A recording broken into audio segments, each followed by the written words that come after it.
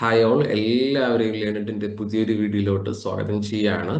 നമ്മൾ ഈ ഒരു സീരീസ് മുഖേന ഉദ്ദേശിക്കുന്നത് CUET MSW എൻട്രൻസ് എക്സാമിനേഷന് വേണ്ടി പ്രിപ്പയർ ചെയ്യുന്ന വിദ്യാർത്ഥികൾക്ക് അവരുടെ PYQs പരിചയപ്പെടുത്തുക എന്നുള്ളതാണ്. അപ്പം ഇനി അങ്ങോട്ടുള്ള ഓരോ സീരീസിലും നമ്മൾ എന്ത് ചെയ്യും? PYQs ഡിസ്കഷൻ സെഷൻസ് ആയിരിക്കും ഉണ്ടാവുക. അതിന്റെ പാർട്ട് 1 ആണ് നമ്മൾ ഇന്നത്തെ ക്ലാസ്സിൽ ഡിസ്കസ് ചെയ്യുന്നത്. അപ്പോൾ നമ്മൾ എന്ത് ചെയ്യാം? നേരെ ക്ലാസ്സസിലോട്ട് കയറാം. അതിന്റെ മുന്നോടിയായിട്ട് നമ്മുടെ ക്ലാസ്സസിൽ CUET MSWയുടെ ക്ലാസ്സിൽ ജോയിൻ ചെയ്യാൻ താല്പര്യമുള്ള ആളുകൾക്ക് എന്ത് ചെയ്യാം? താഴെ കൊടുത്തിട്ടുള്ള ഡിസ്ക്രിപ്ഷൻ നമ്പറിൽ കോൺടാക്ട് ചെയ്യുന്നതാണ്. നമുക്ക് എന്ത് ചെയ്യാം? നേരെ സെഷനിലോട്ട് കടക്കാം.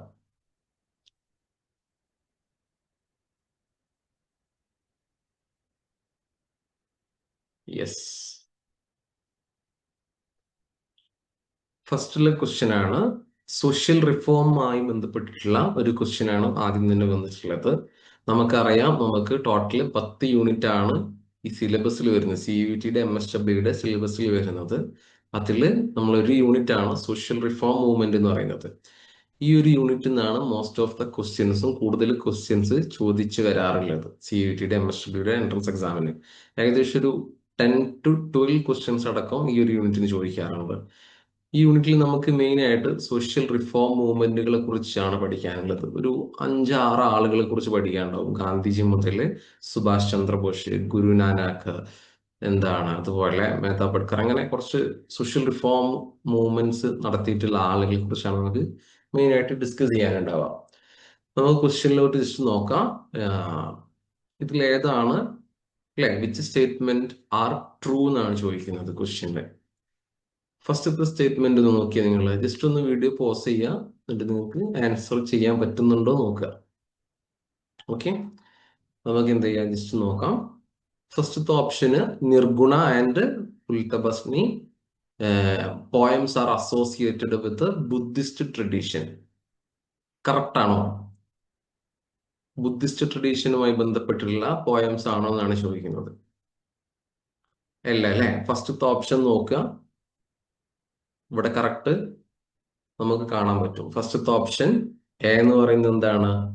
തെറ്റായിട്ടുള്ള ഉത്തരവാണ്. ഈ നിർഗുണ ആൻഡ് ഉൽബസ്നി എന്ന് പറയുന്ന പോയംസ് ആർ റിലേറ്റഡ് ടു ആരാണ്? കാബിർ ദാസ് ആണ്. കാബിർ ദാസുമായി ബന്ധപ്പെട്ടിട്ടുള്ള പോയംസ് ആണ് നിർഗുണ ആൻഡ് ഉൽത്തബസ്നി എന്ന് പറയുന്ന പോയംസ്. അപ്പൊ അതിപ്പം തന്നെ നോട്ട് ചെയ്ത് വെക്കുക. എന്താണ് ഈ poem? Related to Kabir Das. രണ്ടാമത്തെ ഓപ്ഷൻ നോക്കിയേ. രണ്ടാമത്തെ ഓപ്ഷൻ കറക്റ്റ് ആണ് അല്ലെ? Baba Guru Nanak had set up the rules for worship, Sangat എന്ന് പറയുന്നത് അല്ലെ? ബാബ ഗുരു നാനക്, നമുക്കറിയാം ബാബ ഗുരു നാനക് എന്ന് പറയുന്നത് ഫൗണ്ടർ ഓഫ് സിഖ് റിലീജിയൻ അല്ലെ? സിഖിസത്തിന്റെ ഫൗണ്ടർ ആണ്. അപ്പം അത് കറക്റ്റ് ആയിട്ടുള്ള ആൻസർ ആണ്. മൂന്നാമത്തത് നോക്കുക. മൂന്നാമത്തത് എന്താണ്? ഓപ്ഷൻ 3C എന്ന് പറയുന്നത് തെറ്റായിട്ടുള്ള ഓപ്ഷൻസ് ആണ്. നാലാമത്തത് കാബിർ അല്ലെ? മൂന്നാളുകൾ തന്നിട്ടുണ്ട്. അതിലെന്താണ്? ഭക്തി മൂവ്മെന്റ്. നമുക്ക് ഈ ഒരു യൂണിറ്റിൽ പഠിക്കാനുള്ളതാണ് ഭക്തി മൂവ്മെന്റ് എന്ന് പറയുന്നത്. അപ്പം അതുമായി ബന്ധപ്പെട്ടുള്ള ആളുകളാണെന്ന് ചോദിക്കുന്നതും കറക്റ്റ് ഓപ്ഷൻ ആണ് അല്ലെ? ഓപ്ഷൻ ഡി ആണ് കറക്റ്റ് ഓപ്ഷൻ എന്ന് പറയുന്നത്. നമുക്ക് നോക്കാം എന്തൊക്കെ കാര്യങ്ങളാണെന്നുള്ളത്. ഇവിടെ നോക്കുക. ഗുരു നാനാക്കിനെ കുറിച്ച് CUETയുടെ എൻട്രൻസ് എക്സാമിനേഷനിൽ, നമ്മൾ MSW എൻട്രൻസ് എക്സാമിനേഷനിൽ എങ്ങനെയായാലും ഒരു ക്വസ്റ്റ്യന് ചോദിച്ചിരിക്കും. എല്ലാ പരീക്ഷയിലും ചോദിക്കാറുണ്ട്. അപ്പൊ ഗുരുനാനക്കിനെ കുറിച്ച് നമ്മൾ മനസ്സിലാക്കിയിരിക്കൽ ഇമ്പോർട്ടന്റ് ആണ് അല്ലെ? അപ്പൊ ഇവിടെ പറഞ്ഞില്ലേ, ഈ ഓപ്ഷൻ നോക്കിയേ, ബിയില് ഒരു സംഘത്ത് എന്ന് പറയുന്ന സംഭവം പറയുന്നുണ്ട് അല്ലെ? സംഘത്ത് എന്ന് പറഞ്ഞു കഴിഞ്ഞാൽ സിഖ് റിലീജിയനിൽ അവര് ഒത്തൊരുമിച്ച് കൂടി പ്രാർത്ഥിക്കുന്ന ഒരു ഇതിന് പറയുന്നതാണ്. റിലീജിയസ്ലി പ്രാർത്ഥിക്കുന്ന ആ ഒരു വേളയെ, ആ ഒരു സന്ദർഭത്തിൽ പറയുന്നതാണ് എന്ത്? സംഘത്ത് എന്ന് പറയുന്നത്. സോ അതാണ് ഈ ഓപ്ഷൻ കറക്റ്റ് ആയിട്ട് വരാനുള്ള കാരണം. നോക്കിയേ, ഗുരു നാനാക്കിനെ കുറിച്ച് നോക്കുകയാണെങ്കിൽ നമുക്ക് ഇവിടെ ഫൗണ്ടർ ഓഫ് സിഖ് റിലീജിയൻ അല്ലെ? സിഖ് റിലീജിയന്റെ ഫൗണ്ടർ ആണ്. കോൾഡ് ആസ് എ വഹ്ഗുരു എന്നൊക്കെ പുള്ളിയെ അറിയപ്പെട്ടിട്ടുണ്ടായിരുന്നു. പിന്നെ പുള്ളിയുടെ കോറായിട്ടുള്ള ടീച്ചിങ്സ് ആണ് ഈ കോൺകാർ, അതായത് വൺ ഗോഡ്, ഏകദൈവം അല്ലെ? ഫോംലെസ് ആണ്. ആൻഡ് എവ്രിവെയർ, എല്ലായിടത്തും ആ ദൈവമുണ്ട്. ഫോംലെസ് ആയിട്ടുള്ള ഒരു ദൈവം. എന്താണ് പുള്ളി അതുപോലെ വിഗ്രഹാരാധനയൊക്കെ കുറിച്ച് എന്താണ് പുള്ളി റിജക്ട് ചെയ്യുന്നുണ്ട് ഗുരുനാനാക്ക്. എല്ലാ മനുഷ്യരിലും ദൈവം ഉണ്ടെന്നാണ് പുള്ളി പറയുന്നത്. സോ ഇതിന്റെ നമ്മൾ ആദ്യത്തെ ക്വസ്റ്റ്യൻ പറഞ്ഞു. എന്താണ് ആദ്യത്തെ ക്വസ്റ്റ്യന്? യെസ് അല്ലേ? 4 ഓപ്ഷൻ തന്നു, ഏതാണ് കറക്റ്റ് ആണെന്ന് ചോദിക്കാൻ വന്നു. ഓപ്ഷൻ ബിയും ഡിയും ആണ് കറക്റ്റ് ആൻസർ അല്ലേ? നമുക്ക് ഭക്തി മൂവ്മെന്റിനെ കുറിച്ച് പഠിക്കാനുണ്ട് ഈ ഒരു യൂണിറ്റില്, സോഷ്യൽ റിഫോമിന്റെ മൂവ്മെന്റ് യൂണിറ്റില്.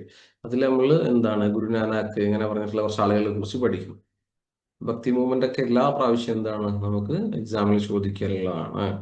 നെക്സ്റ്റ് നോക്കുക. അപ്പൊ നമ്മൾ കുറച്ച് കാര്യങ്ങൾ ഇവിടെ പഠിച്ചു. രണ്ടാമത്തെ നോക്കുക.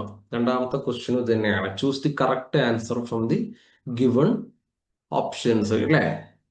ഇത് പൊളിറ്റിക്കൽ കൺസെപ്റ്റ്സ്, നമ്മളെ ഒരു യൂണിറ്റ് ആണ് പൊളിറ്റിക്കൽ കൺസെപ്റ്റ്സ് എന്ന് പറയുന്നത്. അതെന്ന് ചോദിച്ചിട്ടുള്ള ഒരു ക്വസ്റ്റ്യൻ ആണിത് എന്ന് പറഞ്ഞു കഴിഞ്ഞാൽ. ജസ്റ്റ് നോക്കുക, എന്താണ് അതോറിറ്റേറിയനിസം അല്ലെ? അതോറിറ്റേറിയനിസം എന്താണ് അതോറിറ്റേറിയനിസം? അത് പറഞ്ഞു കഴിഞ്ഞാൽ നമുക്ക് ഈ ഒരു അല്ലേ ഫസ്റ്റത്തെ ഓപ്ഷൻ മനസ്സിലാക്കണമെങ്കിൽ അത് മനസ്സിലാവണം. അപ്പം ജസ്റ്റ് ഒന്ന് പോസ് ചെയ്ത് നോക്കുക. ഓപ്ഷൻ ബിയും ഇയും ആണ് എന്ത് കറക്റ്റ് ആൻസർ ആയിട്ട് പറഞ്ഞത് അല്ലെ? അപ്പൊ ഫസ്റ്റത്തെ ഓപ്ഷൻ എന്താണ്? Authoritarianism is a political system that facilitate people's participation in government. ഇവിടെ നോക്കിയേ, അതോറിറ്റേറിയനിസം എന്ന് പറഞ്ഞാൽ എന്താണ്? A system where people powered controlled by one leader or small group അല്ലെ? അതോറിറ്റേറിയൻ എന്ന് പറഞ്ഞു കഴിഞ്ഞാൽ എന്താണ്? ശരിക്കും പറയുകയാണെങ്കിൽ ഒരാളോ അല്ലെങ്കിൽ ഒരു കൂട്ടം ആളുകളോ ഭരിക്കുന്നതിനെയാണ് അതോറിറ്റേറിയൻ എന്ന് പറയാം. എന്ത് ചെയ്യുക? ഒരു സ്റ്റേറ്റ് ഭരിക്കുക അല്ലെങ്കിൽ ഒരു രാജ്യം എന്ത് ചെയ്യുന്നത് ഭരിക്കുക. ഒരാളോ അല്ലെങ്കിൽ ഒരു കൂട്ടം ആളുകളോ. അവിടെ ജനാധിപത്യം ഡെമോക്രസിക്ക് വലിയ ഇമ്പോർട്ടൻസ് ഉണ്ടാവില്ല, ജനങ്ങളുടെ പാർട്ടിസിപ്പേഷന് ഉണ്ടായിരിക്കണമെന്നില്ല അല്ലെ? അതോറിറ്റേറിയനിസം എന്ന് പറഞ്ഞു കഴിഞ്ഞാൽ നമ്മൾ ഓപ്ഷൻ എയിൽ എന്താ കൊടുത്തിട്ടുള്ളത്? ഓപ്ഷൻ എയിൽ പറയുന്നത് ഒരു പൊളിറ്റിക്കൽ സിസ്റ്റം ആണ്. അത് എന്ത് ചെയ്യുന്നുണ്ട്? ആളുകളുടെ പാർട്ടിസിപ്പേഷൻ ഉറപ്പുവരുത്തുന്നുണ്ടെന്ന് പറയുന്നത്. അത് തെറ്റായിട്ടുള്ള ആൻസർ. ആളുകളുടെ പാർട്ടിസിപ്പേഷൻ ഈ ഒരു അതോറിറ്റേറിയനിസം കുറച്ച് ആളുകൾ മാത്രം എന്താണ് ഭരിക്കുന്നതിൽ, ഒരു ഏകാധിപത്യ രീതിയിൽ ഭരിക്കുന്നതിൽ അവിടെ ജനാധിപത്യത്തിന് പ്രാധാന്യമില്ല അല്ലെ? അപ്പൊ അതോറിറ്റേറിയനിസം നമ്മൾ എന്താന്ന് മനസ്സിലാക്കി അല്ലെ? അപ്പൊ അത് തെറ്റായിട്ടുള്ള ഓപ്ഷൻ ആണ്. രണ്ടാമത്തേത് നോക്കുക. നമ്മളെ കുലത്തെ കുറിച്ചാണ് പറയുന്നത്, കിങ്ഷിപ്പിനെ കുറിച്ചൊക്കെയാണ് അല്ലെ പറയുന്നത്. ഒരു എന്താണ് നമുക്കറിയാം, നമ്മുടെ മാട്രിലീനിയലിനെ കുറിച്ച് നമ്മൾ ചില ആളുകൾക്ക് അറിയുന്നുണ്ടായിരിക്കും അല്ലെ? നമ്മുടെ പിതൃ പാരമ്പര്യം, മാതൃ പാരമ്പര്യം എന്നൊക്കെ പറയും. അപ്പം ഈ ബയലറ്ററൽ എന്ന് പറഞ്ഞാൽ എന്താണ്? ബയലറ്ററലിസം എന്ന് പറഞ്ഞു കഴിഞ്ഞാൽ it's A system of tracking kingship through both men and woman അല്ലെ? അതായത് ബയലറ്ററൽ ഡിസെന്റ് മനസ്സിലാക്കണമെങ്കിൽ ആദ്യം നമ്മൾ എന്ത് ചെയ്യണം? ഇവിടെ മാട്രിലീനിയൽ ആൻഡ് പാട്രിലീനിയൽ കൊടുത്തിട്ടുണ്ട് അല്ലെ? അതായത് നമ്മുടെ കുലം, നമ്മളെ പാരമ്പര്യം മാട്രിലീനിയൽ എന്ന് പറഞ്ഞു കഴിഞ്ഞാൽ നമ്മുടെ മദറിലൂടെ അറിയപ്പെടുന്നതിനെയാണ്. നമ്മുടെ പാരമ്പര്യം നമ്മുടെ മദറിലൂടെ അറിയപ്പെടുന്നതിനെയാണ് നമ്മൾ മാട്രിലീനിയൽ എന്ന് പറയാം.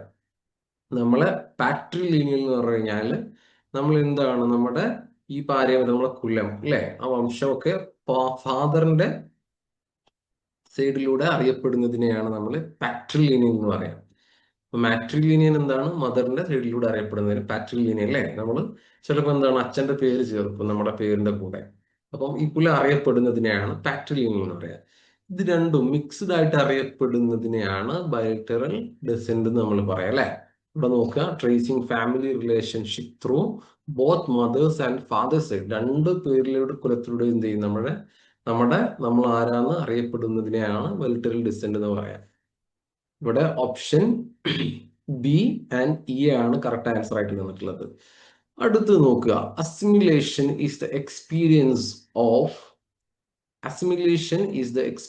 Of isolation resulting from powerlessness. അപ്പൊ എന്താണ് അസിമിലേഷൻ എന്ന് മനസ്സിലാക്കണം അല്ലെ? അസിമിലേഷൻ എന്താന്ന് മനസ്സിലായാലേ നമുക്ക് അത് ശരിയാണോ തെറ്റാണോ എന്ന് മനസ്സിലാക്കാൻ പറ്റുള്ളൂ. ഇവിടെ ഓപ്ഷൻ തെറ്റാണോ നമുക്കറിയാം, പക്ഷെ അസിമിലേഷൻ എന്താന്ന് മനസ്സിലാക്കണം. അസിമിലേഷൻ എന്ന് പറഞ്ഞാൽ എന്താണ്? ഇവിടെ അറിയാം, assimilation is the process of adopting another groups culture and way of life. അതായത് ബാക്കിയുള്ള, അതായത് വേറൊരു കൾച്ചർ, വേറൊരു സംസ്കാരത്തെ നമ്മൾ എന്ത് ചെയ്യുന്നതിനെയാണ്? അഡോപ്റ്റ് ചെയ്ത് അവർ ജീവിക്കുന്നത് പോലെ ജീവിക്കാൻ ശ്രമിക്കുന്നതിനെയാണ് നമ്മൾ അസിമിലേഷൻ എന്ന് പറയാം. വേറൊരു സംസ്കാരത്തെ നമ്മൾ എന്ത് ചെയ്യാം? അഡോപ്റ്റ് ചെയ്യുക അല്ലെ. അഡോപ്റ്റ് ചെയ്യുന്നതിനെയാണ് നമ്മൾ അവരുടെ വേ ഓഫ് ലൈഫ് ഇതൊക്കെ അഡോപ്റ്റ് ചെയ്യുന്നതിനെയാണ് നമ്മൾ അസിമിലേഷൻ എന്ന് പറയാം. ഓക്കെ. അപ്പം ഇവിടെ തന്നിട്ടുള്ള കറക്റ്റ് ആൻസർ ആണോ? ഇവിടെ പറഞ്ഞത് എക്സ്പീരിയൻസ് ഐസൊലേഷൻ എന്ന് പറയുന്നത്. ഐസൊലേഷൻ ഒറ്റപ്പെടൽ അനുഭവിക്കലാണോ അസിമുലേഷൻ എന്ന് പറഞ്ഞാൽ? അല്ല അല്ലേ. അസിമുലേഷൻ എന്ന് പറഞ്ഞു കഴിഞ്ഞാല് എന്താണ്? വേറൊരു കൾച്ചർ അഡോപ്റ്റ് ചെയ്യുന്നതിനാണ് അസിമുലേഷൻ എന്ന് പറയാ. ഇവിടെ തന്നിട്ടുള്ളത് എന്താണ്? അലീനേഷൻ ആണ് അല്ലെ. അലീനേഷൻ അല്ലെങ്കിൽ ഐസൊലേഷന്റെ ഒരു എന്താണ് രൂപമാണ് ഇവിടെ തന്നിട്ടുള്ളത്. അലീനേഷൻ എന്ന് പറഞ്ഞു കഴിഞ്ഞാല് എ ഫീലിംഗ് ബീയിങ് ഐസൊലേറ്റഡ്. അതായത് അലീനേഷൻ എന്ന് പറഞ്ഞു കഴിഞ്ഞാല് അല്ലെങ്കിൽ ഐസൊലേഷൻ എന്ന് പറഞ്ഞു കഴിഞ്ഞാല് ഒരു ഒരു സൊസൈറ്റിയെ ഒരു കൂട്ടം ആളുകൾ എന്ത് ചെയ്യുക, സൊസൈറ്റിയിൽ നിന്ന് എന്ത് ചെയ്യുക, മാറ്റി നിർത്തപ്പെടുക അല്ലെങ്കിൽ ഡിസ്കണക്ട് ചെയ്ത് വെക്കുക, അവരെ ഒറ്റപ്പെടുത്തുന്നതിനെയാണ് നമ്മൾ ഐസൊലേഷൻ എന്ന് പറയുക. അപ്പൊ ഇവിടെ എന്താണ്? അസിമുലേഷന്റെ പകരം ഐസൊലേഷൻ ആണ് ഇവർ കൊടുത്തിട്ടുണ്ടെന്നുണ്ടെങ്കിൽ that would be correct answer അല്ലേ. ഇപ്പൊ ഇവിടെ എന്താണ്? തെറ്റായിട്ടുള്ള ആൻസർ ആണ് അസിമുലേഷൻ കൊടുത്തുകൊണ്ട്.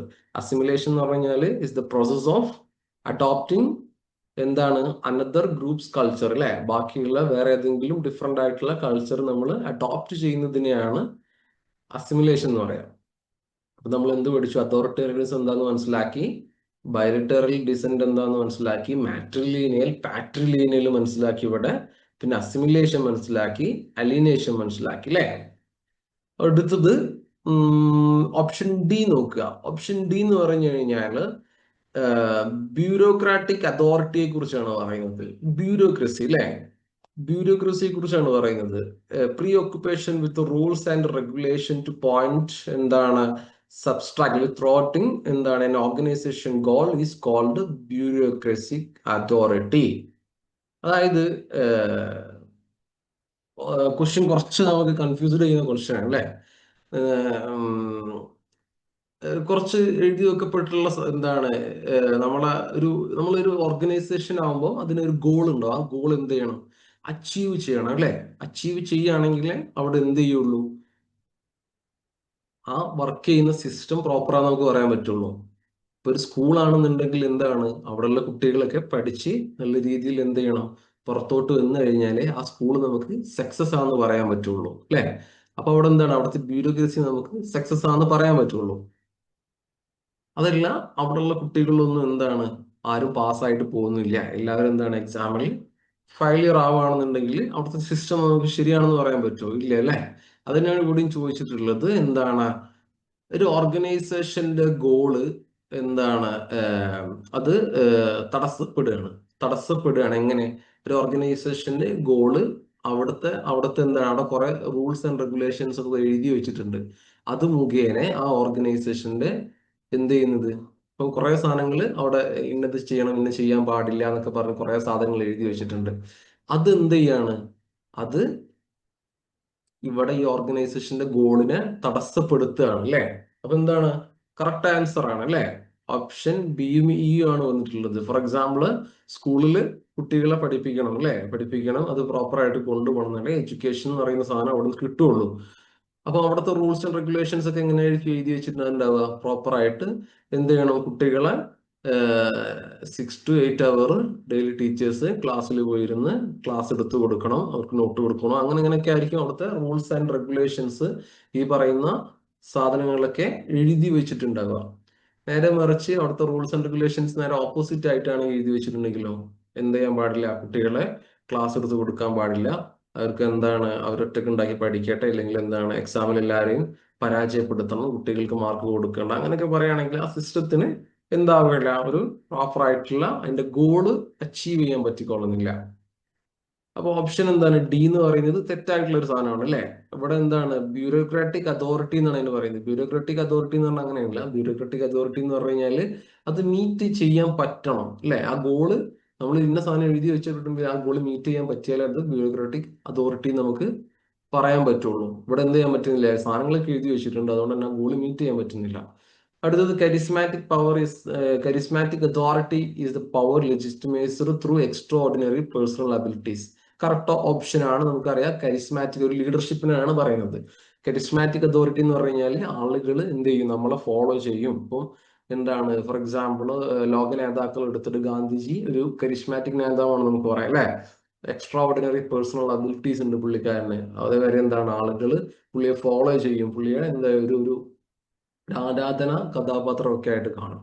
ഓപ്ഷൻ ബി ആൻഡ് ഇ ആണ് ഇതിന്റെ കറക്റ്റ് ആൻസർ ആയിട്ട് വരുന്നത്. ഇതിൽ നമ്മൾ എന്തൊക്കെ കാര്യങ്ങളാണ് പഠിച്ചതെന്ന് ഇവിടെ പറഞ്ഞു. എന്താണ് അതോറിറ്റനിസം എന്ന് പറഞ്ഞു, ബൈലിറ്റൽ ഡിസെന്റ് പറഞ്ഞു, മാട്രിലീനിയൽ പാട്രിലീനിയൽ അസിമുലേഷൻ, എന്താണ് അലീനേഷൻ പറഞ്ഞതുപോലെ കരിസ്മാറ്റിക് അതോറിറ്റി അല്ലേ. ഓപ്ഷൻ 3 നോക്കുക. ഓപ്ഷൻ 3 എന്ന് പറയുന്നത് യെസ്, കറക്റ്റ് ആൻസർ എന്താണ്? എ സി ഡി ആണ് കറക്റ്റ് ആൻസർ എന്ന് പറയുന്നത്. ഓപ്ഷൻ എ നോക്കി, bonding natural attraction among group members is known as cosiness അല്ലെ. ആളുകൾക്കിടയിൽ നമ്മളൊരു ഗ്രൂപ്പായിട്ട് നിൽക്കുകയാണെന്നുണ്ടെങ്കിൽ നമുക്കറിയാം, നമുക്ക് എല്ലാവർക്കും ഒരു ഗ്രൂപ്പുകൾ ഉണ്ടായിരിക്കും. നമ്മൾ പേഴ്സണലി നമ്മൾ എന്താണ് അതിനൊരു പേരൊക്കെ ഇട്ട് അല്ലെ, അങ്ങനെ കൊണ്ടു നടക്കുന്ന ടീം ഉണ്ടായിരിക്കും നമുക്ക്. അപ്പൊ നമ്മൾക്കിടയിൽ എന്താണ് ഒരു ബോണ്ടിങ്, ഒരു natural attraction among the group members അല്ലെ, ഒരു പരസ്പര സഹകരണം, സഹവർത്തിത്വം ഒക്കെ നമ്മളുടെ ഇടയിൽ ഉണ്ടായിരിക്കും. സോ എന്താണ് കറക്റ്റ് ഓപ്ഷൻ ആണ്. രണ്ടാമത്തത്, listening is a biological activity that involve biorespiratory cells. Listening എന്ന് പറഞ്ഞാൽ എന്താണ്? ഒരു ബയോളജിക്കൽ ആക്ടിവിറ്റി ആണ്. ലിസണിങ് എന്ന് പറഞ്ഞാൽ ഒരു സൈക്കോളജിക്കൽ ആക്ടിവിറ്റി ആണ് അല്ലെ. ഒരു സൈക്കോളജിക്കൽ ആക്ടിവിറ്റി അല്ലേ, നമ്മൾ ഒരാളെ ഇരുന്ന് കേൾക്കുക, അയാളെ മനസ്സിലാക്കാൻ ശ്രമിക്കുക, അതൊക്കെ പറയുന്നത് ഒരു എന്താ സൈക്കോളജിക്കൽ ആക്ടിവിറ്റി ആണ്. ഇവിടെ ഹിയറിംഗ് ആണ്, ഹിയറിംഗ് അല്ലെ, ഹിയറിംഗ് ആണ് നമുക്കൊരു ബയോളജിക്കൽ ആക്ടിവിറ്റി ആയിട്ട് പറയാൻ പറ്റുക. ലിസണിംഗ് എന്ന് പറഞ്ഞു കഴിഞ്ഞാൽ ഒരു സൈക്കോളജിക്കൽ ആക്ടിവിറ്റി ആണ്. സോ ഓപ്ഷൻ ബി എന്ന് പറയുന്നത് എന്താണ് തെറ്റായിട്ടുള്ള ആൻസർ ആണ്. അടുത്ത് ഡീകോഡിങ്.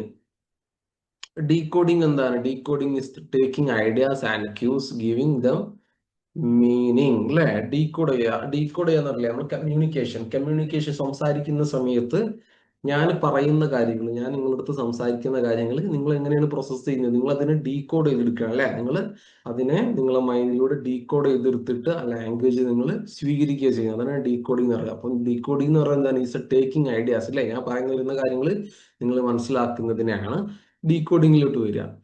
അടുത്തത് ഓപ്ഷൻ ഡി നോക്കുക, association and dream interpretation are important methods of psycho analysis. Correct answer ആണ്. സിഗ്മണ്ട് ഫ്രോയിഡ് ഉണ്ട്. സിഗ്മണ്ട് ഫ്രോയിഡ് ഈ അസോസിയേഷൻ ഡ്രീം ഇന്റർപ്രിട്ടേഷൻ എന്നൊക്കെ പറഞ്ഞാൽ സിഗ്മണ്ട് ഫ്രോയിഡ് ആണ് നമ്മൾ എന്ത് ചെയ്യണം, മനസ്സിലാക്കിക്കോണം അല്ലെ. സൈക്കോളജിസ്റ്റ് ആണ് പുള്ളിക്കാരന്. അപ്പം founder of psycho analysis Sigmund Freud എന്ന് പറയുമ്പോൾ എന്താണ്, നമുക്ക് ഫൗണ്ടർ ഓഫ് എന്താണ് സൈക്കോ അനാലിസിസ് ആണ്. Who focused on the unconscious mind അല്ലെ. മനുഷ്യന്റെ എന്താണ് അൺകോൺഷ്യസ് മൈൻഡിനെ കുറിച്ച് പുള്ളി പഠിക്കുന്നുണ്ട്. അതുപോലെ ഹ്യൂമൻ ബിഹേവിയറിനെ കുറിച്ചൊക്കെ പുള്ളി മനസ്സിലാക്കുന്നുണ്ട്. അത് നമുക്ക് എന്ത് ചെയ്യും, നമ്മളെ ക്ലാസ്സുകളിൽ നമ്മൾ ഡിസ്കസ് ചെയ്യാനെ കുറിച്ച്. എന്താണ് ഫൗണ്ടർ ഓഫ് സൈക്കോ അനാലിസിസ് പുള്ളിക്കാരൻ മനുഷ്യന്റെ മനസ്സിനെ എന്താക്കി തരംതിരിച്ചു? കോൺഷ്യസ്, സബ് കോൺഷ്യസ്, അൺകോൺഷ്യസ്, 3 തരത്തിൽ എന്താക്കിയിട്ടുണ്ട് പുള്ളി പറഞ്ഞിട്ടുണ്ട്. പിന്നെ ഇത് ഈഗോ, സൂപ്പർ ഈഗോ അങ്ങനെ പറയുന്നുണ്ട്. പിന്നെ സ്റ്റേജസ് പറയുന്നുണ്ട്, സൈക്കോ സെക്ഷൽ സ്റ്റേജസ് പറയുന്നുണ്ട്, ഓറൽ ആനൽ ലാറ്റൻസി എന്നൊക്കെ പറഞ്ഞിട്ടുള്ള അങ്ങനെ കുറച്ച് സ്റ്റേജസും കാര്യങ്ങളൊക്കെ പുള്ളിക്കാരന് പറയുന്നത്. അപ്പം യെസ്, ഡ്രീം ഇന്റർപ്രിട്ടേഷൻ എന്ന് പറഞ്ഞു കഴിഞ്ഞാൽ ഒന്നുമില്ല, സിമ്പിളായിട്ട് പറയാന്നുണ്ടെങ്കിൽ നമ്മൾ എല്ലാവരും സ്വപ്നം കാണുന്ന ആളുകളാണ് അല്ലെ. ആ സ്വപ്നത്തിന് എന്ത് ചെയ്യുക, ഹിഡൻ ആയിട്ടുള്ള പല അർത്ഥങ്ങളും ഉണ്ടാവുന്നതാണ് പുള്ളി പറയുന്നത്. അപ്പൊ നമ്മൾ സ്വപ്നങ്ങൾ കാണുന്നുണ്ടെങ്കിൽ അത് നമ്മുടെ ജീവിതവുമായി ബന്ധപ്പെട്ടിട്ട് നടക്കുന്ന കാര്യങ്ങളാണ് നമ്മൾ സ്വപ്നങ്ങളിൽ കാണുന്നത്. അപ്പൊ അതിനൊക്കെ എന്ത് ചെയ്യുക, അതിനെ ഇന്റർപ്രറ്റ് ചെയ്യുക എന്നുള്ളത്, അതിനെ വിശദീകരിക്കുക, അതിനെ നമ്മളെ മനസ്സുമായിട്ട് കണക്ട് ചെയ്ത് വെക്കുക, നമ്മളെ ജീവിതമായിട്ട് കണക്ട് ചെയ്യാണ് പുള്ളി ചെയ്യുന്നത്. അപ്പം yes, A C D 3 options ആണ് ഇവിടെ കറക്റ്റ് ആയിട്ട് വരുന്നത് അല്ലെ. പിന്നെ എൻകോഡിങ് ആൻഡ് ഡീകോഡിങ് പറഞ്ഞു. എൻകോഡിങ് എന്ന് പറഞ്ഞു കഴിഞ്ഞാല് converting an idea through into A message or words. For example, ഞാൻ എൻ്റെ ഐഡിയാസ് ആണ് നിങ്ങൾക്ക് എന്ത് ചെയ്യുന്നത്, പറഞ്ഞു തരുന്നത് അല്ലെ. അത് ഇതിലൂടെ പറഞ്ഞു തരുന്നത് വേർഡുകളിലൂടെ അല്ലെ, വേർഡുകളിലൂടെ ഞാൻ പറഞ്ഞു തരികയാണ് ചെയ്യുന്നത്. അതാണ് എൻകോഡിങ്. ഡീകോഡിങ് എന്ന് പറയുമ്പോൾ നിങ്ങൾ അതിനെ ഡീകോഡ് ചെയ്യുന്നെടുക്കുന്നത്, നിങ്ങൾ എന്ത് ചെയ്യാണ്, ഞാൻ പറഞ്ഞു തരുന്ന വേർഡുകളെ നിങ്ങൾ മനസ്സിലാക്കി ഉൾക്കൊള്ളുകയാണ് ചെയ്യുന്നത് അല്ലെ. അതിനാണ് ഡീകോഡിങ് എന്ന് പറയാം. 4ാമത്തെ ക്വസ്റ്റ്യൻ നോക്കുക. Who among the following attended the practice on the basis of both humanitarian and natural rights. Simple ആണ്, സിമ്പിൾ ആയിട്ടുള്ള ക്വസ്റ്റ്യൻ ആണ്. എല്ലാ CUET-യുടെ MSW എൻട്രൻസ് എക്സാമിനും ചോദിക്കുന്ന ക്വസ്റ്റ്യൻ ആണ് അല്ലെ. കറക്റ്റ് ഓപ്ഷൻ എന്താണ്? രാജാറാം മോഹറോയാണ് അല്ലെ. രാജാറാം മോഹറോയാണ് എന്താണ് abolition of Sati. Abolition of Sati എന്ന് കേട്ട് കഴിഞ്ഞാൽ ആരാണ്? രാജാറാം മോഹൻ റോയ് ആണെന്നുള്ളത് ഓർമ്മ വരണം. പുള്ളിക്കാരനാണ് സതി ഇന്ത്യയിൽ നിരോധിക്കുന്നത്, അല്ലെ? അബോളിഷ്യ എന്ന് പറഞ്ഞാല് നിരോധിക്കുക. ദെൻ ഫാദർ ഓഫ് എന്താണ്? ഇന്ത്യൻ റെനൈസൻസ്, അല്ലെ? ഇന്ത്യൻ നവോത്ഥാനത്തിന്റെ പിതാവും കൂടിയാണ് ആര്? രാജാറാം മോഹൻ റോയ്. ഇതൊക്കെ ഇമ്പോർട്ടന്റ് ആണ്. പിന്നെ പുള്ളിക്കാരനാണ് ബ്രഹ്മസമാജ് അല്ലെങ്കിൽ ബ്രഹ്മസഭ, അല്ലെ, അത് കൊണ്ടുവന്നിട്ടുള്ളത്. 1828 ഈ ബ്രഹ്മസമാജ് കൊണ്ടുവരുന്നത്. പിന്നെ പുള്ളി എന്താണ് ഒരു ഒരു ഒരു എന്താണ് ഒരു എന്താണ് ഐഡിയൽഷിപ്പിനൊക്കെ, അതായത് വിഗ്രഹാരാധനകൾക്കെതിരെയാണ്. അതുപോലെ ഏകദൈവ വിശ്വാസം എന്താണ് അതിനൊക്കെ സപ്പോർട്ട് ചെയ്യുന്ന ഒരാളാണ്. അങ്ങനെയുള്ള കാര്യങ്ങൾ ജസ്റ്റ് മനസ്സിലാക്കി വെക്കുക. സതി റെഗുലേഷൻ ആക്ട് ഉണ്ട്. Sati regulation act 1829 Sati regulation act വരുന്നത്. ഇത്രയും കാര്യങ്ങളാണ് നമുക്ക് ഡിസ്കസ് ചെയ്യാനുള്ളത് ഈ ഒരു സീരീസിലെ. അപ്പം ഈ പറഞ്ഞിട്ടുള്ള കാര്യങ്ങളൊക്കെ നിങ്ങൾ എന്ത് ചെയ്യുക? നോട്ട് ചെയ്ത് വെക്കുക. ഇവിടെ എക്സ്ട്രാ പറയുന്ന കാര്യങ്ങൾ, അല്ലെ, നമ്മളെ ക്ലാസ്സസിൽ പറയുന്ന കാര്യങ്ങൾ നിങ്ങൾ നോട്ട് ചെയ്ത് വെക്കുക. യെസ്. പിന്നെ നമ്മുടെ ക്ലാസ്സസിൽ നിങ്ങൾക്ക് ജോയിൻ ചെയ്യണമെന്നുണ്ടെങ്കിൽ ഡിസ്ക്രിപ്ഷനിൽ നമ്പർ കൊടുക്കുന്നുണ്ട്. അത് എന്ത് ചെയ്യുക? ആ നമ്പറിൽ മെസ്സേജ് ചെയ്തിട്ട് നമ്മുടെ ക്ലാസ്സസിൽ നിങ്ങൾക്ക് ജോയിൻ ചെയ്യാം. ഓക്കെ.